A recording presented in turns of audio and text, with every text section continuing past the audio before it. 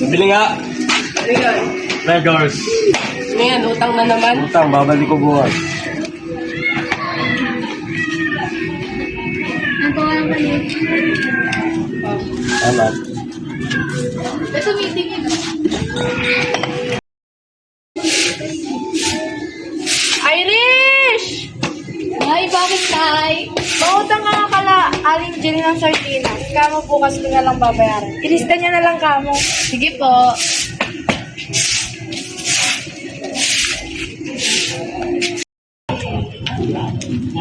Ginagawa mo dito. Umutang ka na naman. Ikaw nga may inom eh. Mas makakaba na yung listahan dyan. Ate Jill? Pwede po mangutang? Ito naman kayo. Tingnan mo nga yung tatay mo, kakakuha na. Utang niya yan? Oo. Sabi niya bukas na babayaran. Oh. Ang haba-haba na listahan mo dito. Saan nakalista? Sa kanya o kay mama? Sa mama mo. Kay mama na naman.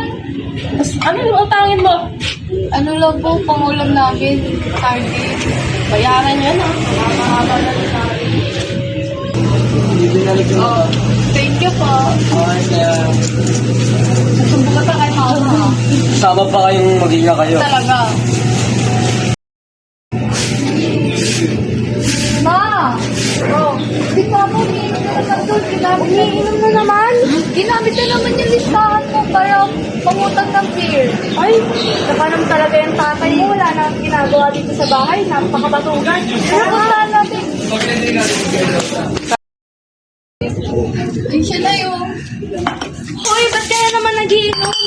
Yes, bakit ka ba ni mama to? O bakit mo nililista yung utang mo sa listahan ko? Wala ka na pa kayo doon. Wala ka na ang ginagawa sa bahay. Batugan ka na nga eh. Wala ka kayo doon. Maghanap ka na ng trabaho mo. Ano nanay? Wala kayo doon. Batugan!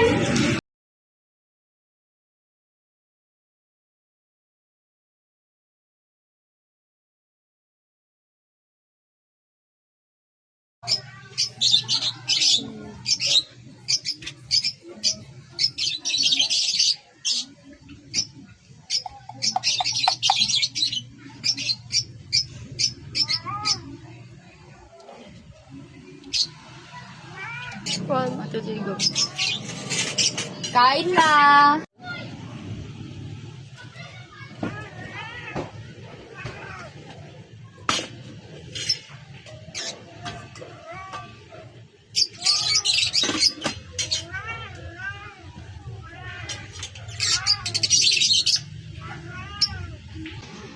Wala ka nang pake sa ginagawa ko.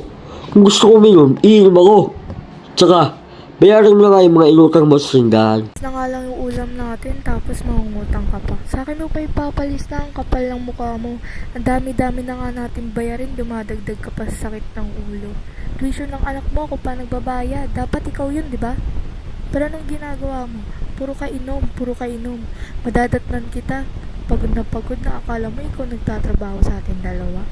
Pagod na ako sa gantong sistema. Kung hindi mo kayang i-provide yung pamilya mo, maghiwalay na lang tayo.